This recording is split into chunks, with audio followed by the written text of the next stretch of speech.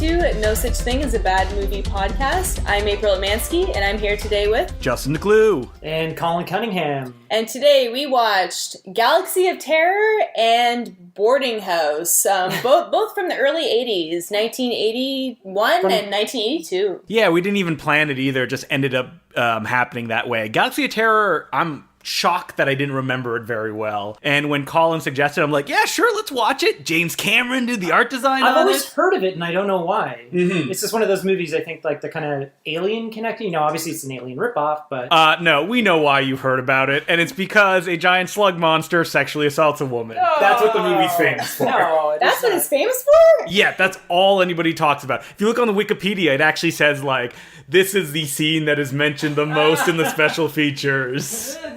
Yeah, no, I had never heard of it before, but it's funny because it's another alien ripoff movie like Shocking Dark, but it's much better. Much better. I think this one sort of takes, you know, the sort of look and kind of setup. It's funny how this sort of is obviously like a cheap kind of ripoff of Alien. It does its own thing, though. It feels like one of those short stories you'd see in, like, analog science fiction if they're doing their Halloween special. Yeah. Like, the plot of the film is a bunch of astronauts, never really well defined, other than the fact that some of them are Robert Englund, Sid Haig, and Gase Zabriskie from Twin Peaks. Is that a name? Gase Zabriskie? Sorry. Yeah, Gage Zabriskie.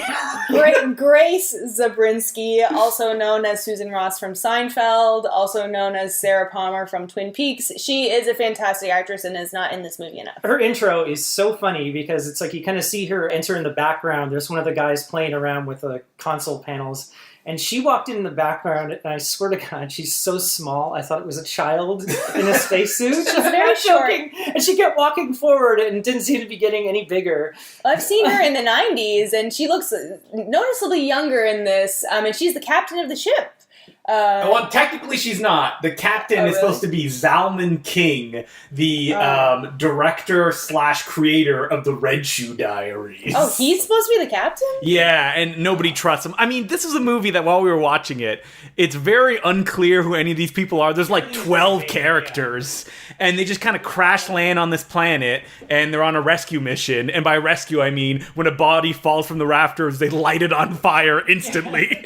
So yeah, it's very alien-like. They kind of crash on this planet, and visually the planet looks exactly like LV-426 from Alien. Mm-hmm. And, well, it's so weird. Like I was saying earlier, it's sort of like a ripoff of Alien, but then you got Jim Cameron. Mm. This is a Roger Corman-produced movie. James Cameron doing the production design for the film. And it looks exactly like Aliens as well. Yeah, this is so you kind of see it's sort of inspired Aliens. You can see a lot of aliens in this movie. And Prometheus. Oh, Prometheus, big time. It's also got that going for it. I mean, but what this has that Prometheus doesn't have is that everybody has to face their fears. And just like everybody in the world, their fears are giant bugs. Giant monsters. Giant tentacle monsters. Yeah. And the main character survives by doing cool flips in the air and shoulder rolls. Whoa, you're getting ahead of yourself here. Okay. Let's go through everybody's death. Well, one person we also forgot to mention was the old dude from My Favorite Martian. That's right. And a cast member from Happy Days that only Colin will know. Oh, right.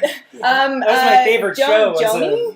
Really? It was your favorite show? Yeah, Erin So wait, so you were like very nostalgic I said for that, the 50s? I said that sarcastically. Oh, okay. Yeah. Because I have to point out I said it was my favorite show as like a 30-year-old when it came out on TV, and I'm like, the 50s. Back in the day, me and Georgie would do our hot rod racing. Man, that's a reference to George Lucas and his classic American Graffiti returns. His classic movie, THX 113. His classic American Graffiti. No, it's more American Graffiti. That's right, I got it wrong. My bad. An actually crazy movie. You have to check it out. Oh, really? Yeah, it's like 4 short films, and each short film is shot in a different style. What? So, like, there's a whole Vietnam segment, and George Lucas says, if me and John Milius had been able to make our version of Apocalypse Now, which is they were going to go to Vietnam and shoot it while the Vietnamese War was going on, this is what it would look like. And there's also a Ron Howard segment that's all about him and his wife and the difficulties that they're having, but it's shot like a sitcom, like a multi-camera sitcom. And it's just him narrating. Yeah, that's right. sounds interesting. I might want to see it. Their relationship was not going to last. And it didn't. But let's get back to Galaxy of Terror. Okay. Right. And on the terror scale of 1 to 10, where would this rate? 6. 6. I would say, man, they have some like really shocking scenes. The violence in this movie is insane at times. I mean, this good. is essentially just like a Faces of Death kind of like murder montage. Yeah, because we don't know any of the characters. No, like it's happening, and there's like 12 of them. They're just waiting for everyone to die. The first dude gets bitten by like a giant cockroach monster, like rips his head off. Oh yeah. There's another old guy who just like falls off a cliff. He doesn't just fall off a cliff. He gets attacked by a bunch of tentacle like monsters. tentacle things. Oh yeah, Which make the greatest sound. The Foley in this scene is so good. and they keep playing the same sound over and over. They're like and from a cartoon. It's or something. cartoonish, yeah. Yeah, it's It almost sounded like they may have lost the master, so they like added in new sound effects when they did the remastered version. Isn't that what you would expect from like a Roger Corman picture? Yeah, you would. I mean, like this, as far as Roger Corman pictures go, is pretty slick. Like, this looks really good. I believe it's from the sets that they use in Battle Beyond the Stars, which is their big Star Wars mega production they did. Yeah. And then there's like many layers of space movies after that, including Forbidden World, which is like a straight up alien ripoff. That's a big alien creature in it. Yeah, this one has this weird kind of like circular thing, like we're saying, you know, is sort of ripped off from Alien, and then sort of inspired Aliens, and then is really similar to Prometheus. Yes, and going all the way to like Planet of the Vampires, which was the Mario Bava version. Yeah, and even at the end, sort of Forbidden Planet, I guess, is them sort of fighting the id monster or something like that. Like it's them sort of manifesting this. This ain't your daddy's Forbidden Planet. Man, Erin Moran from Happy Days probably has the worst death in this movie, I think. Yeah, she gets attacked by tentacle monsters as she screams, "We assumed her safe word, Cameron, Cameron!" And James Cameron just watched arms He's crossed. off screen. He's off screen. And then her body explodes. Her head explodes. Yeah, her head. Her body like pops and her head explodes. Oh, it's so gross. Sarah Palmer from Twin Peaks has a hilarious death as well, where she suddenly bursts into flames. For no reason. It was a really weird sequence where it looked like she was playing a video game. Maybe she was shooting at some kind of planet. I don't know. Yeah, and My Favorite Martian comes over and he's like, "You used to be the greatest galactic hyperware player of all time." And she's like, "Yes, I am. Now I must go to this escape chamber." And she just like freaked out. She grabs a gun and then runs down and the hallway. gun is like twice the size of her body. Comically and large. she runs down this corridor, she opens the door, and then she just vaporizes. Well, she doesn't vaporize, because then the door opens and she has like a skeleton mask. She's like, She's kind of melted. Yeah, Freddy Krueger comes it's to a open the door. prequel to Twin Peaks, and when she like opens her looks face. like Freddy Krueger. I mean, during the entire movie, April's like, "I just don't see him. I didn't realize it was Freddy Krueger." We were like, of course, he doesn't have the burnt makeup on and It's stuff true. like that. Would happen later in his career when he had that boilerplate accident. Until later, until he fights his evil twin at the end. That's his right. double. And then his double is basically doing like the Freddy malevolent grin, but just without all the makeup on, and But you're like, oh, there he is. You can tell it's the evil twin because he has his hair slicked back. Oh, did he? Yeah, he did. He also had a goatee at the time. Yeah. I mean, it wasn't bad for like a trick photography double fight. It was okay. That was fine. Hey, it's Jim's Cameron doing those fucking... I just call him Jim's Cameron. As his friends call him, Jim's Cameron. He started out in the personal 80s. He was like, "I'm Jim Cameron," and then it's like, then he became all like, "I'm respected. James. I'm James Fancy, Cameron." I'm It's like a Lawrence Larry. Wait, how does Jim Cameron end his emails? Like Jim out or something like that? Oh, does he really? Yeah, Jim out. Yeah. yeah, like as Robert Englund says after he fights his evil twin, he's like, "You face your worst fears," and then between the lines, he's like, "I hate my twin in the womb." I assume. Because like everybody's fears are all giant monsters. Almost as if there was like a Halloween haunted house that was like closing after October. Yeah. Like, we have all these monsters that would pop out of the walls. Can we use them in something like Galaxy of Terror? Sure. Greatest fears, monsters. Yeah, it did seem like they just had a bunch of unrelated monsters, Mm-hmm. and then they all put them in this alien planet ship type thing. I guess if you're like, a space... I don't even know what these people are. Space Rangers or something. They're not like the mercenaries from Aliens. They seem like they're supposed to be like scientists, but they also are badass and carry guns. Yeah. They don't just carry guns. They use them at every opportunity they can. Because Sid Haig carries that's right. ninja stars. Okay, we should get into like what we liked about the movie. Okay, Do you so want to April, go first? I'll you go. can go, Well, yeah. I was going to talk about Sid Haig. Do it. Okay. So, Perfect transition. all right, so he's a very, very tall man. I can't. What's he most famous for? He's like a famous actor. He's been in a lot of these. He was really movies. famous for being in a bunch of Jack Hill films. The guy who made like The Big Dollhouse and The Big Birdcage and Coffee and Foxy Brown, and he came back to prominence thanks to Rob Zombie because he was in House of a Thousand Corpses and Devil's Rejects. That's where most people know him now. Yeah, but he was in a lot of stuff in like this is like early '80s and then throughout the 80s, the Aftermath, which I still have yet to see. I'm looking forward to that. But he's in this movie. He dies about halfway through, but he doesn't really talk at all, and it's like building this mystery. It's like, who is this man? And then they encounter these like sliding doors, which are very Sid like Haig's greatest fear. yeah, they're very, as you mentioned, they're very like vaginal. They look like it's like from Alien, pretty much. Oh yeah, exactly. They look like labia walls. Anyway, so they come up with this idea where he has these crystal throwing stars.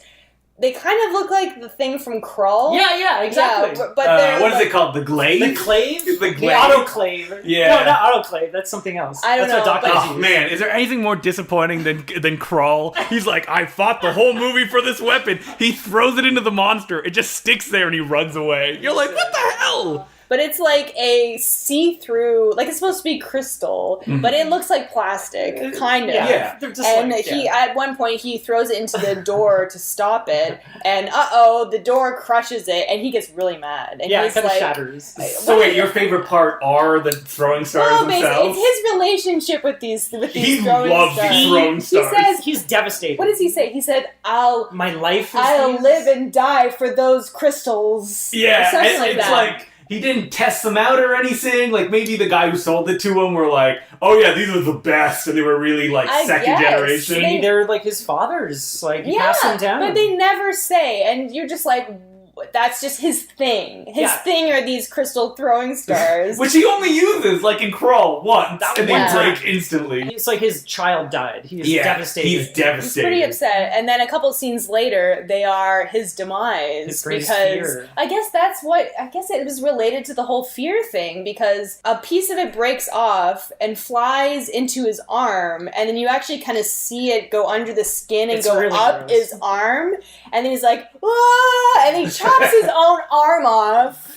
And then, the other one just stabs him in the stomach. No, the that arm, what the happened? severed arm picks up That's the right. throwing star and throws it into Sid Haig. My favorite thing about Galaxy of Terror is that anytime you have this kind of like, oh no, it's your fears, you would assume that like they just find a terrified body in that classic like Japanese ghost way movie. Yeah, where they died of fear. Yeah, not in Galaxy of Terror. They're like, oh man, this guy like he was exploded or he was stabbed by throwing stars. Because later on in the movie, the guy that's controlling it's like they could have fought their fears, and it's like, what? No, they couldn't. There's nothing that any of them really could have done. No, This isn't a mental thing. This is like them physically being assaulted and destroyed by stuff. It's like a horror movie. I mean, sorry to go back to Robert Englund, but it's kind of like Nightmare on Elm Street, where it's getting into like their heads of their fear and like. Nightmare on Elm Street is always breaking its own rules though, because it'll be like, it's just a dream, and Freddy's like, yeah, it's my dream, bitch.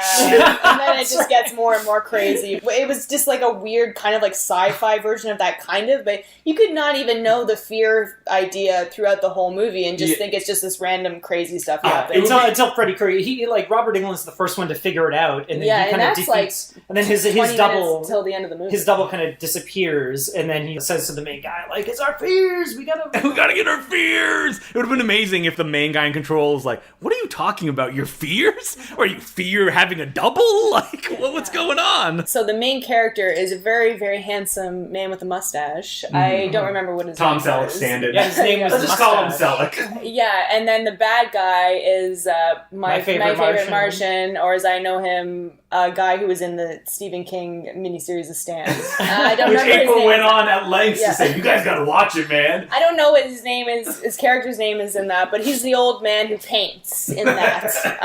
But yeah, he's the cook on the ship, but turns out he's in control of this whole crazy movie. Yeah, because he's the planet master and he has a giant glowing head. Yeah, that was a whole weird thing. I kind of started out with that planet. Like, each planet has a master. Yes. Who controls, like, the gaming pyramid that they stumble in. It's really weird. So they go to this pyramid. It turns out the pyramid is a game. Yeah, because everybody wanders into it. And, like, the guy at the end is like, we would put our children here and they would have to face their fears. And I'm like, would their fears, like, rape them or, like, blow up their heads? Yeah, it's very strange. One of the characters gets raped to death. By a gigantic worm. Slug. Space worm. I was reading on Wikipedia, and supposedly it's because Roger Corman promised the, like, investors that there would be a sex scene. So he gave him, like, a slug sex scene. Yeah. And supposedly in the X-rated version, she, like, starts to enjoy it, and she, like, dies of an orgasm. That is so gross. Yeah, it's so gross. Yeah, you could like infer that from what's in the movie, but it more just looks like she died of fright, basically. Yes.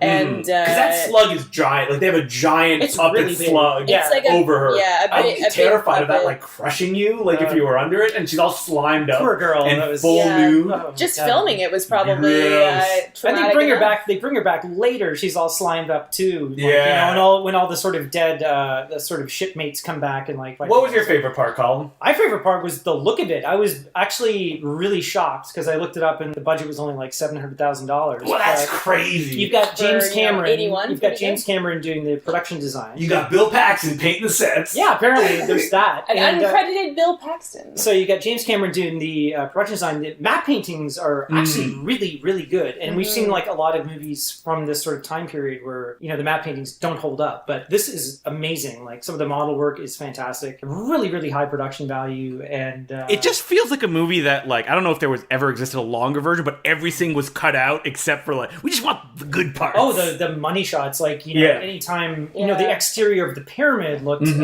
you know, it was Giger-esque, you could say, but even it was like kind of doing its own thing. Walking up the pyramid, they actually built like slats that have like the fleshy outlines of it. And then they have that end part where they kind of go into the center of the pyramid. And it reminded me very much of like Forbidden Planet with the sort of like glowing. They're walking across that bridge over the 1,000-foot drop. Yeah, and like stuff slightly like that. cheaper than some of its contemporaries, but you could tell the effort was put in. Yeah, the it looked detail. really, really Like, good. and you just imagine like a CG version of that, and you're like, not as good than just someone like painting it and see, I'd imposing rather a cheaper one that was hand painted and hand done, and you could tell that the walls were created by a person. My favorite thing, April spoiled it a little bit, is that at the end, when the Planet Master tells Tom Selleck, you know, there's an easy way you can defeat your fears. And then suddenly, like, his fears are everybody else's fears, and they all show up. So, like, Slug Monster, there's a weird kind of pyramid head guy that's on the poster. Oh, yeah, like with the glowing eyes. And there's, like, a cockroach dude. That's right. And then he's like, how do I defeat my fears? I flip over him. Flips and guns. And he just flips, and he does, like,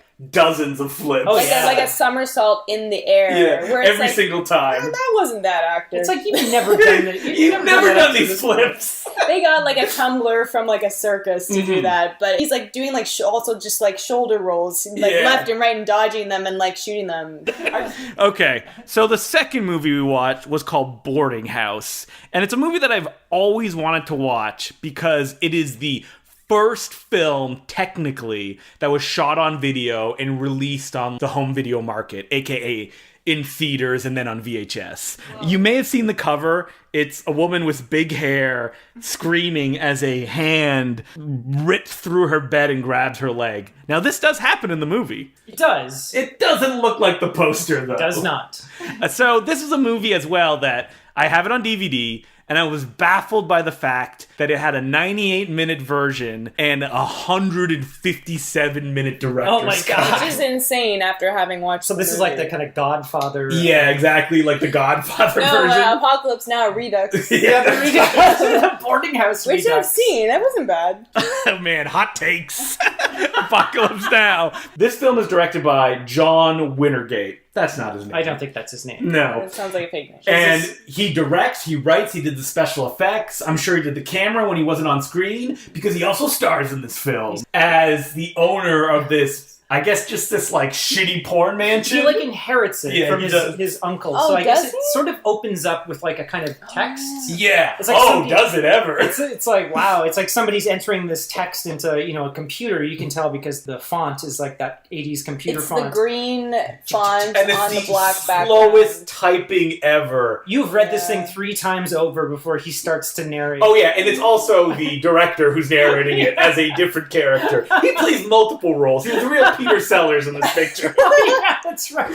Oh, we should point out that this director, we were trying to, like, describe how he looks. He's a 7th generation Malcolm McDowell. Kind of looks like Rod Stewart a little bit. Okay, Justin, you nailed it, but I have to say, yeah, he was kind of reminding me of, like, Phil Spector. Yeah, Phil, and he showed us photos. That kind of like blonde kind of wig, and then you came out with this one. There's like a close-up of his face at one point. His eyes are bugging out. Real close-up. And I was like, he looks like the dummy head right before it explodes, or like a special effect happens to it. So when the real actor becomes a dummy just before it explodes. Like you won't know unless you pause it. Like the features aren't quite right. They're like a little too extended and skeletal. It's made of like mortician's wax, and like he's got a very deep cleft in his chin. It's a very kind of like cartoony face. And like not only does he look like that, but he's constantly just wearing like a leopard print banana thong.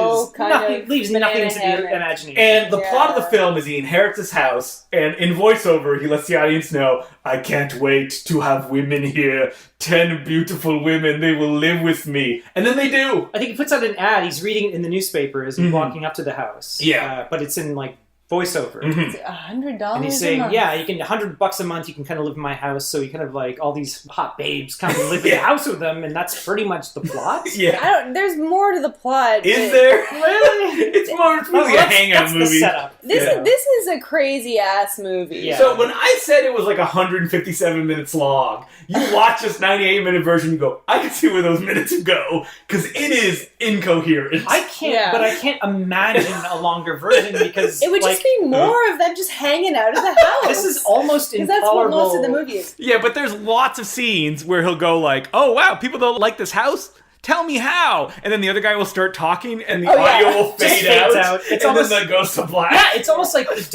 anytime like some information is going to be boring. It's like the editor's just like, boring, and just like fades it out. And then next scene. And so you just get like all these women. I don't know any of their names except for 2 of them, Victoria and Debbie. Is that her name, Victoria? Victoria. Oh, Victoria. Oh, Victoria is played by his real life wife. Yes. Her name is Klausen. Klassen? She did the music as well. I think it's like Khaleesi? Yes, Khaleesi, the mother of dragons. Oh god, Kalasu. Yeah, Kalasu. Something like that. Who's also the lead singer of 33rd and 1/3, which is a big plot point in this movie. You see later on in the movie. It's a real band. Well, pretty much the whole movie is building up to this big party. They keep talking about it. They talk about it like an hour and a half before they show up. That's and what it feels like. There would be these parties and we go, is this the party? And then like it would go to the next scene and we're like, oh, that must have been the party. At one point he's in the hot tub around the ladies. He's like, hey, we should have a party. And she's like, yeah, I'll have my band perform. And then she goes to like a flight range. Yeah, an airport. Talks to a guy driving an airplane. He just lands this plane. And she's like, hey, we're going to have this party. Do you want to come play? And he's like, sure. And she's like, by the way, I don't think you're supposed to fly those planes backwards. It's like this weird, like, kind of futuristic design. I'm just joking. Thing. But it's like... And that's the end of the scene. He's still in the cockpit while she's telling him, like, come to this party. And then he's never seen again. He's never seen again. I'm sure, I guess he shows up in the band later. We should point out, like, why this is one of the first SOV films, is that, like a lot of SOV pictures, it's a horror film. And the horror element comes from what we assume at first is a ghost in the house. You think it's like a haunted house possessed. Spoiler. 3 people in this house have psychic powers. Yes, 3 people. 2 at the beginning, and then the No, third by the it end. actually is like 1, 2, 3, right? Yeah. Mm-hmm. Because it's just Director Man first, and he's introduced having psychic powers, being in his office, naked, sitting cross-legged. Not naked, he's wearing a Speedo, and he's levitating objects in his office. A Speedo is like exaggerating. This thing. It's like mesh, like the top part, so where his pubes would be, is like kind of. He must be like Ken doll smooth under there. Oh, I don't know. I'm sure. Like he always has his shirt off, as if he's like, look at my sweet Or even abs. if his shirt is on, it's completely unbuttoned all the way down to the bottom. And there's even a scene where a woman goes like, "You have a very sexy body." Yeah, if I had asked he's like, that, "I know." I would not be wearing shirts. I would be walking around. That's the thing about this movie is that, I mean, I don't know the full background story, but it seems like one of those vanity projects. It's 100% a vanity where project. It's like, I'm the director, but I'm also in the movie, and all these gorgeous ladies love me. He has 2 love scenes in the movie. Mm-hmm. One with his wife in real life, who's also a character in the movie, and one with some other random woman. Or Khaleesi. And he also has psychic powers, and he also, has a hand in like destroying the villain at the end. But we didn't mention that there's also a British woman. British is kind of strong. I thought she was Russian at accented. the beginning. Hello. But let's get into it. April, what was your favorite part of the movie? I gotta say the fashion, because this was like right at the edge between the 70s and the 80s, and I first noticed the amazing fashion choices. Well, one person's specific fashion choices. Yeah, it's Mr. Winterbeast or whatever. Winterbeast, Boardinghouse, Mr. House. Boardinghouse is my father's name. Wintergate. The first time I noticed it was that he was wearing this absurd suit with the smallest tie I've ever seen. I mean, I know I heard that like the thin tie was a thing, and then it went away, and then now it's back. April became obsessed with this tie. Every time he was on screen, she's like, "It's too thin." Let me give you an idea of how thin this tie is. It's about 2 centimeters thick, or if you're in America, I think it's not even 1 inch. It's not even 1 inch thin. So he's wearing like a shiny, silky white shirt with this like shiny, silky, hot pink tie. And at one point, he switches them up and he's wearing a white tie. A white tie with a pink shirt. But that's not all. No. Because he's changing his fashion sense throughout the movie. What do we get? We got... So later in the movie, he's wearing a full cowboy outfit. It's just like a blouse or cowboy, whatever you call it, like a man's shirt. But he's wearing like bell bottoms and like cowboy boots and this ridiculous cowboy hat. And like leopard print Speedos. He has a leopard print bathrobe as well that he wears. Yeah, like a silky bath. There's a lot of silk and shiny shirts going on. I mean, he also has like the puffy shirt phase. Oh, the vest. Yes. It's like the Back to the Future. It's like the Back to the Future vest with a blue and white like racing stripe, which I think was really sharp. And then like white cowboy boots. White cowboy boots. And he only wears his 80 like thin sunglasses. It's those like thin wraparound sunglasses. It's hard to describe, but yeah, it's like it wraps around. It's like a very thin rectangle that wraps around his whole head. Just picture the most 80s sunglasses you can imagine. Yeah, and it was like it wasn't just like him. Like the women also had this insane fashion that became like more 80s as the movie went on. I guess like that party scene at the end, everyone was like full. Like, it was all culminating in the most 80s hair. Thing. There was like a tiger stripe like ascot on somebody, and like the Klasu, whatever her name was. Khaleesi. She was wearing hot pink, shiny,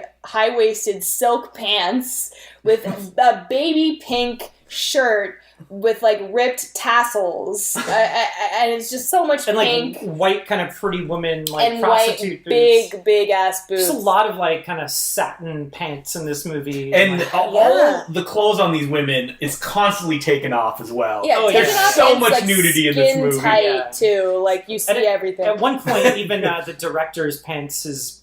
Fall off. His little thong get torn off or whatever. And I'm like, my God. That's right. Yeah, so yes, there is nudity in this movie. I mean, that transitions to what I liked about this movie is that this is a film that was obviously shot in some kind of porno house. It was made in LA, And, like, you know that, like, everybody getting in the water probably got pink eye. Oh, like, God. it's really scuzzy. You see carpets every now and then on the ground, and you're like, ugh. It looks like your grandma's house, which is even, like, funnier when there'll be, like, a scene where a woman gets attacked by...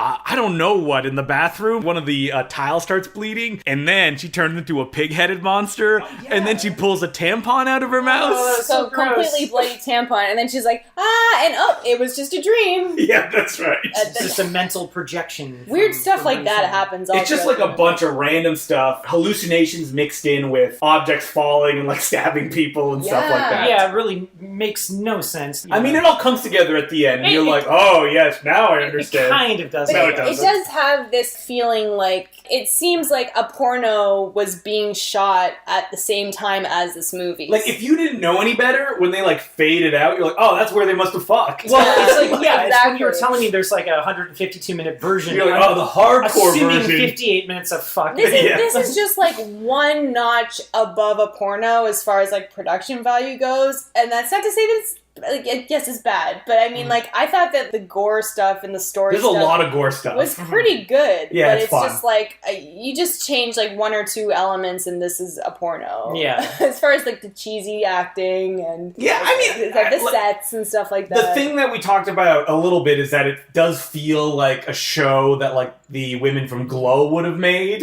Yeah. Like, that's what, and they feel Yeah, I like can those see that. actors, like, if they hadn't been able to become wrestlers, they would have ended up at this guy's house. Because it also takes place in LA, and all these women are actors in the movie. I do wish that it just wasn't as, like, skeevy as it was. Well, you didn't like it when the woman, there's a bloody tile, and she presses up her breasts against the shower wall over and over and again. she's not in a sex... You think that would happen during the sex scene? No, that just randomly happens while she's afraid and screaming. Yeah, sorry, Colin was right. It's the glass over and over It would again. be less skeezy if you didn't know that the main guy was the director as well. Yeah, I mean, like, that happens in these type of movies all the time. It's the kind of the vanity movie. With that kind of ego, this movie would not have been able to make. Yeah, and like there's also another character, the character that dies on the beach. Her ex-boyfriend, I guess, is like after her, and he's like, "Why did you leave me? And why are you leaving this house?" And he shows up, and he's like, "Why are you here?" And they have a flashback to him raping her. Yeah, and like, it's pretty nasty. And it's just like, really and gross. they show it. Like, there's not. I don't think there's nudity in that scene, but it's there just is. like, it's there. Yeah, Okay. it's very. It's gratuitous, awful to and like watch. but it makes you feel like bad. Like you're supposed to feel bad. And I'm glad that story gets wrapped up in a satisfying Jesus fashion, Christ. and by that I mean they go to the beach and she bleeds to death and then runs into the ocean. She's killed by the telekinetic villain. Does that guy ever get his comeuppance? No, he never comes back. Yeah, you know we- what? we Gotta got watch the 157-minute version. Yeah, maybe he does. Yeah. I'm sure that was cut out. Colin, what was your favorite part? It all sort of builds up towards the end, and 33 and a third is playing at this famous party. You know, It's quartz music meets Fleetwood Mac. quartz music. What the hell is that? Who knows? It's just like you know that the director and this woman who's his wife in real life have power crystals all around their bedroom. Guaranteed. Guaranteed. Yes. And they have all these sort of books on mysticism, and you know That becomes part of the plot of the movie. it does, and you know exactly. As soon as I saw that, I'm like, you know, in real life, she got him into all this sort of crap. These people are a little kooky. Yeah, they're a little kooky. You know, we want to make a film that will transfer our spiritual beliefs, but at the same time be entertaining. Yeah. Yeah. With like, you know, a graphic rape scene. Yeah. So favorite part is sort of culminates in this party at the end, and then it's revealed that the British woman is the one she's got the telekinetic powers and has been sort of causing all these things to happen in the house. And they have a psychic battle. Yes.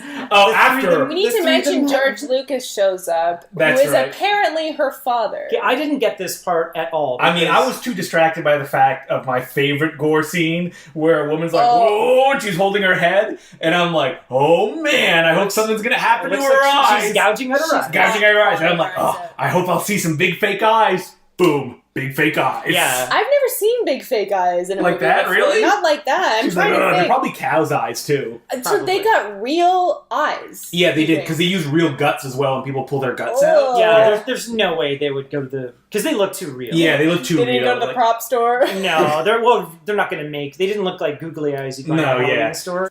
So they get in a psychic battle.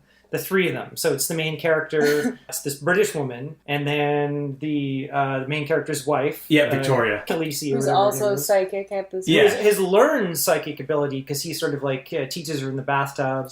She picks it up She right goes away. to the local library and picks up all these books, Yeah. like about a dozen books on like mysticism. There's and, like, so many hints you're dropping here that like he does teach her psychic powers in the bathtub by making a piece of soap like move around. Yeah, he does, which is on a stick. It's really funny. So they get Love into it. this psychic battle, and then all of a sudden they're in this sort of void world. It's just like smoke and just you like expect like Def Leppard to be like, oh yeah, it looks full like an music video. It looks like an 80s music video, and it's like to the point where the British girl's hair is all teased up and like spiky. Oh yeah. It's like down, down, down, down, down, and there's down. like red and blue lighting Yes, on them. the bylighting. Yes. And it's like a It's Naked going Gun crazy. joke where you see like their faces, you see like the evil person's face, and then it cuts to a wide and Yeah. they're standing like 3 feet away Yeah, from and each they're other. just like staring at each other, like gesturing, and then like their eyes are wide. They're throwing psychic energy. Yeah, so it's like the main guy is like, oh, I can't fight her, and he's like defeated, and then like his wife in real life kind of comes in and like saves the day, and I think it's not really Nothing really the happens. blonde girl kind of just like falls out of frame. and then Maybe they ran out of like gore money at that point because she just Yeah. ripped the guy's heart out. well, it says at the end, in the end sort of like computer text thing, that Yeah. her body was never found. That's right, and then She the end exploded. credit roll. Yeah. And boy, does it ever! And it kind of wraps up. It's like what was it? The BHPD. Yeah, the BHPD, as Colin said, the Boardinghouse Police Department. Yes, police department. And he's like, body never found. You know, blah blah blah. I never understand this when I see like these movies that feel really long, and you look at the running time and you're like 98 minutes. Yeah, that you can't- could have been 85 or Yeah. 90. There's no reason you need This to be could 98. have been 60. Yeah. I kind of felt like that. 'cause we're We just need to like, watch oh, a 157 minute No, version. they could have faded out on those scenes like Yeah, 10 that's No, minutes here's earlier. what you do. You have like a Halloween party and just show the deleted scenes. The like, long version? in the background. Yeah, when you And want so you're people like, to leave, oh. though. No, you can Yeah. put Boardinghouse on. You're like, hey guys, let's watch a movie. More Yeah. like Boredom House, am I right? No, this Yeah. movie has 4 stars. I mean, I've been getting really like in obsessed. total from all of Oh, our stars in the sky. I really like these kinds of movies, and I've been obsessed with these VHS type kind of genre, subgenre, whatever you want to call it, video drugs, as Bleeding Skull calls it, Right. where it's like people that will often make just one film. They're not filmmakers. Thanks to technology, they have the means to make a movie. Like maybe Yeah. they have some money. Yeah, and like, but not enough money to make a 35 Yeah, millimeter where yeah. you can have real technical people around you going like, oh, you should do this or do that. So you have like this pure vision into their mind, Yeah. and it's like nothing else you will see. And it's funny that like a movie like Boardinghouse, which just came like, we looked up that like video cameras came out in 81 or 82. Right. So the fact that it came out right then and there. Yeah, and we were kind of saying that this, like, I've seen movies that are shot on video, you know, that are early 2000s that look much worse than this. Well, supposedly this film Yeah. cost $10,000, and to blow it up to 35 to play in the theaters cost $35,000. Whoa. 35. And Yeah. $10,000 in 1981 is probably like $20,000 now or more. It's probably right? like 11,000. But I have to say, though, it did, like, we're making fun of it, but it actually looked pretty good for a shot-on-video movie. For a shot-on-video Like I movie. said, I've seen a lot worse. I mean, I did expect John Holmes to come bursting through a wall, Yeah. like with nunchucks or something like that. Yeah, but I mean, I've seen, like I said, I've seen I know, stuff. but, like... I mean, you're hyping it up here. I No, know, we're not. but I'm It just does not saying, look good at all. Like, it was, like, semi-competently shot. I think it You're was. being very generous. I expected much worse. I mean, it was pretty bad, but I think that the one thing that I enjoyed through it is that there's so much crazy bullshit. Yeah. Like, and that's the problem with, like, if you're not on that wavelength, you're going to be like, this is boring. There's no story. Like, it's all over the place. Yeah. I'm all about, like, wait, what's going on? One of Yeah, them is a dominatrix for some reason? It was Yeah. confusing in the right way. Yes. It's not like so confusing where you're just lost and you're just like, I give up. Yeah. It was confusing in a way that kept your attention. I mean, it kept your interest. I very much enjoy and have a good laugh where suddenly you're watching a scene and like a woman starts biting a man's chest at a party, and you're like, wait, what's going on? I must have said, what is going on, like 20 times during the And we got so excited, we were like, is this the party? Is this the party? That's what the suspense in the movie is. It's just a non-stop party. And let's not forget, this is a film that features a skeleton man. It's like, oh yeah, jiggly, he had a wobbly head. I forgot about that. There's a dream sequence where Khaleesi's running through a graveyard, and it just like, I guess there's so much in this 98 minutes that we can barely scratch the surface. We didn't even talk about that Khaleesi has the probably most memorable waking up from a nightmare ever. Oh yeah. Oh my god. Forever. Scream Same goes nightmare on. I'm talking about. So she's screaming constantly in this nightmare, and then she wakes up and screams for like a solid minute. But it's like a single scream. This is like... It keeps going. It just keeps going. So, Boardinghouse, our highest recommendation. Of course. I have to say, I probably would recommend both these movies. A star from each of us. That's right. Which makes it 3 out of 5, which is a positive on Rotten Tomatoes. It's so weird. It's like coming off of something that looks, I think is good as Galaxy of Terror, and then going into this, it's like, oh. I mean, the director never made another movie or acted again, probably because he said everything he had to say with Boardinghouse. Both movies. The directors never made anything again. That's crazy to me because it's, well, maybe not for Boardinghouse, but Galaxy of Terror, like that was like it was slick. It was competent. It wasn't. That was a solid B movie. A lot of these sort of movies, something like that, would just be boring. It would be sort of boring to watch and like, oh, the effects suck. This is terrible. There you go. There you go. Prometheus is the bad version of Galaxy of Terror. Prometheus is a remake of Galaxy of Terror. All right. So if you want to let us know why the director of Galaxy of Terror never made another movie, I'm sure it's out there. Email us at nosuchthingasabadmovie@gmail.com. We watched Galaxy of Terror on Amazon Prime here in Canada. Yeah, it was a really good transfer. I assume that it's also on in Amazon in the US because they seem to have like way more than we have down there. Like you can watch Teddy Bomb, a film directed by me on Amazon Prime. Is that available to rent? Is it for free? It's free if you have a Prime membership, and if you watch I make money. So please watch it. 15 cents for every hour. Oh my god. But we have an Amazon Prime membership up here, and they just released a whole bunch of B movies on there, so maybe check them out. It's also available from Scream Factory / Shout Factory when they did their like Roger Corman collection in like a stacked 2-disc special edition and a Blu-ray as well. And Boardinghouse is also available from Olive Films. I believe probably only on DVD. No, I think it's like they did a 4K the restoration, 4K Blu-ray. It's in HDR as well.